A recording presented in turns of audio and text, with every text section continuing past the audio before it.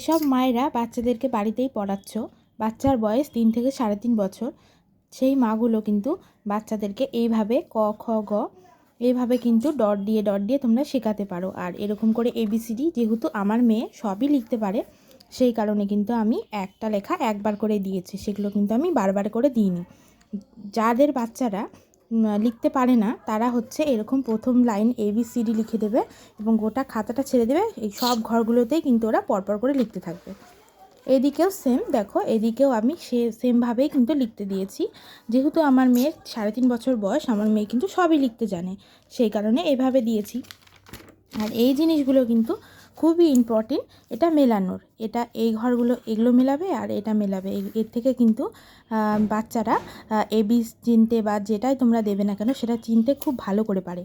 এখানে fill up করতে দিয়েছি, এগুলো আমার মেয়ে করতে ভীষণ ভালোবাসে, সেই কারণে যাদের বাচ্চা এমনি এমনি দেখে পারে তারা তো এমনি যাদের বাচ্চা এমনি দেখে পারে তাদের বাচ্চা তো এমনিই করতে পারবে। আর যাদের বাচ্চা দেখে করতে পারে না তাদেরকে বই দিয়ে দেবে, বই দেখে দেখে কিন্তু এগুলো ফিল আপ করে ফেলবে। আর এগুলো আমার মেয়ে ভীষণই পছন্দ করে। এগুলো হচ্ছে গুণে লেখা, এগুলো বাচ্চাদেরকে লেখালে বাচ্চারা গুনতে শেখে এবং ভীষণ ভালো। ওরা 1 2 যেটাই হোক, যে কটাই তোমরা দাও না কেন ভালো করে কিন্তু গুনে লিখতে পারবে। তো চলো, আজকের ভিডিওটা এতটুকুই।